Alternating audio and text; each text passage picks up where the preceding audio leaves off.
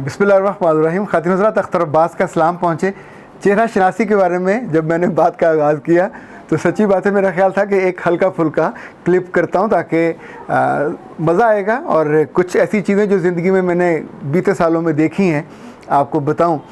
पर इस कदर सवालों की भरमार हुई है कि किसी ने नाक के बारे में पूछा, किसी ने होंठ के बारे में पूछा। अच्छा, उन पूछने वालों ने अपने नाक और होंठ और कान के बारे में नहीं बताया, but they have the questions. तो मैंने फिर कुछ चीज़ें नोट कर ली हैं, मेरा ख्याल है मैं साथ साथ आपको बताता जाऊँ। दिलचस्प चीज़ें हैं, नोट कीजिएगा। इन पे बिलीव करना लाजिम नहीं है। एक बात मैं बहुत हमेशा से कन्विंस्ड हूँ कि जो बात हम सुने उस पर 100% कभी भी बिलीव नहीं करना चाहिए। कुछ चीज़ों को ज़रूर आजमा के देखना चाहिए, और एक को दो को। सच्चा आदमी एक दफ़ा सच बोलने से नहीं होता, और झूठा आदमी एक दफ़ा झूठ बोलने से नहीं होता। जब हम कॉन्जेक्टिव ये चीज़ें देखते हैं तो फिर वो चीज़ साबित होती है। अच्छा, ये जो इल्म है चेहरा शनासी का, जो कि दुनिया के मुख्तलिफ मुल्कों में लोगों ने इस पर काम किया, हमारे यहाँ ज़रा काम कम होता है। हम बहुत से सीरियस काम नहीं करते, पर दुनिया वाले तो करते हैं। उसकी रेमेडी भी करते हैं, उसका इलाज भी करते हैं, उसको खूबसूरत भी बनाते हैं। इवन काले रंग को गोरा तक तो वो कर देते हैं, चूँकि वो सोचते हैं। ओके जी, आसमा ने पूछा है कि सर, जिसकी नाक की हड्डी सीधी हो या ऊपर को उठी हुई हो, ये कैसा होता है? बेटा, ये दूसरों पे डिपेंड करने वाले लोग होते हैं। आम तौर पे ये इनिशिएटिव नहीं लेते। इनके बस में हो तो हर चीज़ ही दूसरे पे डाल दें।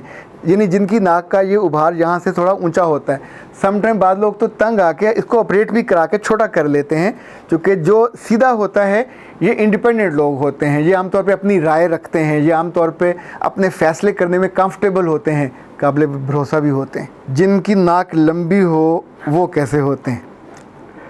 इनके बारे में दो चीज़ें हैं। एक तो ये कि इनके अंदर लीडरशिप एबिलिटीज़ बाकी लोगों की निस्बत ज़्यादा होती। नंबर दो, ये दिल रखने वाले होते हैं। नंबर तीन, जो लोगों के साथ डीलिंग में इंसानों की थोड़ी कदर शनास भी होते हैं। नंबर चार, इनके अंदर जो सेक्सुअल रिलेशनशिप की एबिलिटी है वो भी बाकियों की निस्बत ज़्यादा होती है।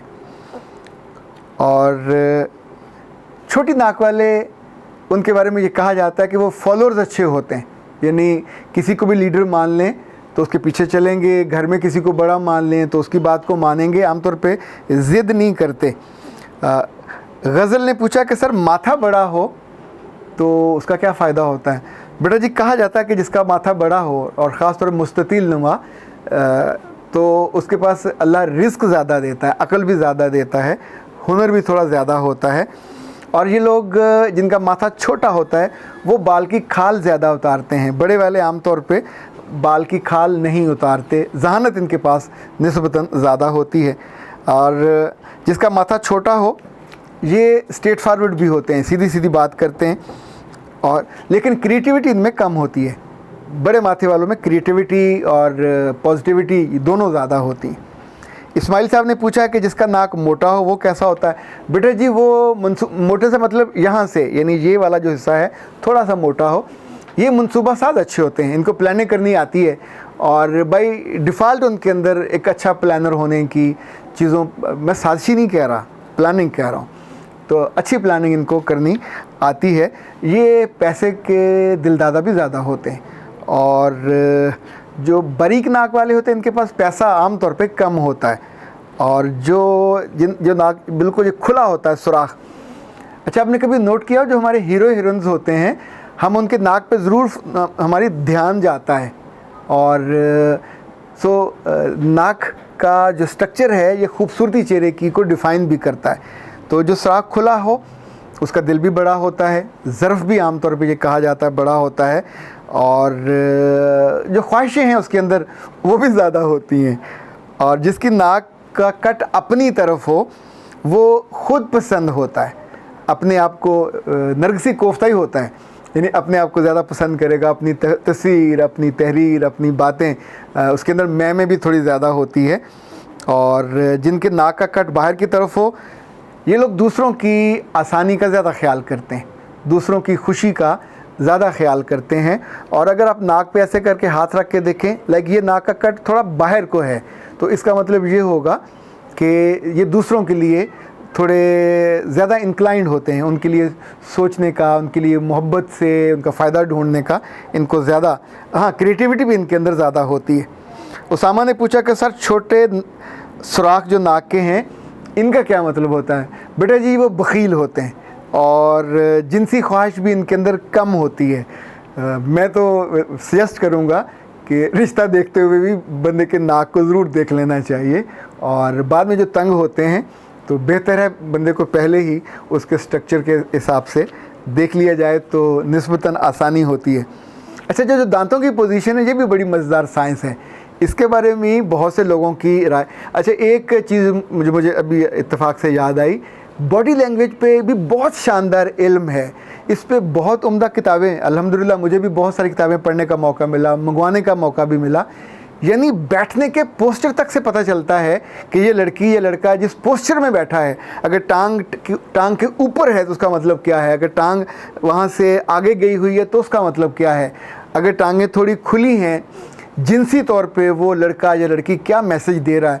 चूँकि यूरोप में, अमेरिका में इन चीज़ों का दफ्तरों में भी बहुत ख्याल रखा जाता है कि जो सिटिंग अरेंजमेंट है, जो इवन जो स्टैंडिंग ये वाली होती है, कोई कैसे खड़ा हुआ है, एक एक पोस्चर जो है उसके बारे में, इवन अगर कोई आपसे आई कांटेक्ट नहीं कर रहा तो उसके बारे में बिल्कुल क्लियर है कि ये चीज़ों को छुपा रहा है, झूठा है, मकर कर सकता है, ये इस पर ट्रस्ट करते हुए थोड़ा आपको वक्त लगेगा, और ये ज़रूरी नहीं कि ट्रस्ट वर्दी भी हो। ये किताबें अभी मेरे नेट से भी मिल जाएंगी, लेकिन एक दम मत पढ़िएगा, 2-3 पढ़िए ताकि आपको फिर वैरायटी मिले उनको दोनों को, फिर साथ साथ नोटिंग कर लीजिए, नोट्स कर लीजिए, कई सारे फ़ायदे होंगे। आजमाइश अपनी बीवी पे ना करना शुरू कर दीजिएगा, इसको दोस्तों पे करना चाहिए, आजमाना चाहिए, फिर अपने आसपास क्लाइंट्स पे, देखने वालों पे आपको काफ़ी सारी सहूलत होगी। अच्छा जी, दांतों की पोजीशन के बारे में, जो एक जैसे दांत होते हैं, जैसे ऊपर के दांत एक जैसे हों, ये लोग, इन्हें पूरा पीठ सीधा होता है, ये लोग ठंडे मिजाज के होते हैं और बहुत गर्मजोश नहीं होते। इसी तौर पे जिन लोगों के दांतों के बीच में गैप होता है थोड़ा थोड़ा, तो ये खुश मिजाज होते हैं, मोहब्बत करने वाले होते हैं, घूमने फिरने का भी उनको बड़ा शौक़ होता है। जिनके दांत बाहर को निकले होते हैं, अब तो कम होते हैं, हमारे बचपन में बहुत लोगों के दांत का पूरा पीठ बाहर होता था, औरतों का भी, मर्दों का भी, मुमकिन है नस्ल दर नस्ल चलता हो, लेकिन फिर बाद में हौले हौले ये जो ब्रेसेस आए डेंटिस्टों ने, या दांत पीछे होने लग गए। पर अब भी कई लोगों के ये दांत जो है ना उभरे हुए होते हैं, ये ज़िद्दी लोग होते हैं, ये अपनी बात पे बहुत ज़्यादा स्टैंड लेते हैं, समटाइम कमांडिंग होने की कोशिश करते हैं, दूसरे को मनवाने की कोशिश करते हैं। जिनके दांत छोटे होते हैं ये मुफाद परस्त होते हैं, ये अपनी गर्ज के बंदे होते हैं, और ये बहुत दूर तक सोचते हैं। जो बड़े दांत हैं आमतौर पे ये कमज़ोर सेहत की अलामत होते हैं, इनके बारे में लोग बड़े बड़े फ़ैसले नहीं कर पाते, अंदर से भी थोड़े इनके फ़ैसलों में भी कमज़ोरी होती है। अच्छा, जिनके आईब्रोज़ बहुत मोटे होते हैं, चौड़े, यानी आपको देखते लगता है जंगल उगा हुआ है, लाइक जैसे वो एक थे लिखने वाले हमारे शौकत सिद्दीकी साहब, खुदा की बस्ती वाले, बहुत मोटे उनके आईब्रो होते थे। अभी भी बाल लड़कियों के भी बड़े, जिनको नहीं की जाती ग्रूमिंग, उनके बड़े मोटे मोटे आईब्रो होते हैं, लड़कों के भी होते हैं, यहाँ तक ये पूरा जंगल से भरा हुआ होता है। तो इनके बारे में ज़्यादा क्रिएटिव होते हैं, और उनकी जो बातें हैं, नए आइडियाज़ सोचते हैं, नई चीज़ें इनको आती हैं। मोटे आईब्रो, ये इनको आईब्रोज़ को अगर आप पतला भी कर लें तो जो उनकी मोटाई है, जो असल जगह उनकी थी, वो खूबी साथ रहेगी, यानी बाद में इसको चेंज करने से इंसानी खूबी नहीं कम होगी। अच्छा, जिनके शुरू में मोटे होते हैं ये वाले, आखिर में ज़रा बारीक हो जाते हैं, ये लोग नित नए ख़यालात इनके यहाँ होते हैं, अमल में भी बहुत अच्छे होते हैं। अच्छा, जिनके थोड़े मुड़े हुए होते हैं, यानी यूं गए और ऐसे करके होते हैं, ये दूसरों के बारे में ज़्यादा सोचते हैं और थोड़ा कीन इंटरेस्ट उनमें लेते हैं। जिनके बारे में, जिनके बिल्कुल सीधे होते हैं, इनकी सोच भी सीधी होती है और ये दूसरों के बारे में थोड़े खुशगुमान होते हैं। अच्छा, आँखों का मामला ये है कि जिनकी दूर दूर होती हैं, ये फोकस ज़्यादा होते हैं, प्लानर ज़्यादा होते हैं, ये चीज़ों को ज़रा अच्छे अंदाज में देख लेते हैं। जिनकी नाक बाहर की तरफ हो, ये बागी होते हैं, आमतौर पे इनके अंदर मज़ाहमत ज़्यादा होती है और बगावत घर से भी होती है, वालिदैन में भी, दोस्तों में भी, अपने कामों में भी। जिनका ऊपर वाला होंठ मोटा हो, इनके अंदर ईगो ज़्यादा होती है, पर ये इजी गो होते हैं। जिनका होंठ पतला हो, ये राजदार होते हैं। जो आमतौर पे गुफ्तगू देना अपने होंठों को इसको अंदर करें, लड़कियां बहुत करती हैं। इसका मतलब होता है कि गिल्टी, चीज़ों को छुपा रही है या छुपा रहा है। जो भी इसको करे, या इसको, जैसे बाज़ लोगों को अपने नाखून चुबाने की आदत होती है, तो ये इजी नहीं है। जब भी आप ये करते हो, इसको अंदर को लेते हो, तो इसका मतलब होता है कि अंदर कोई गलती, कोई कमी, कोई कोताही है जिसको आप छुपाने की मुसलसल कोशिश कर रहे हो। ख़ातिन हज़रात, ना तो इंसान की जो रूह है, उसका जिस्म है, इसके बारे में इल्म कभी कम हो सकता है। उंगलियों के पोर, इनकी मूवमेंट, हमारा बैठना, हमारा उठना, एक एक चीज़ के बारे में अलग अलग इल्म है, अलग अलग रीडिंग है, और ये सारी चीज़ें बहुत अहम हैं। हमें इसका इल्म होना चाहिए।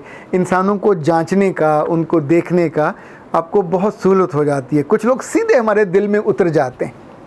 उनके चेहरे, उनकी आंखें एक ऐसा कंपोजिट और कंपोज्ड पैकेज होता है कि उसके अंदर इरिटेशन नहीं होती, पर कुछ आज़ा के अंदर लिटरली वो आपको इरिटेट करते हैं, उन पर शक व शुबा होता है, और वो ठीक होता है।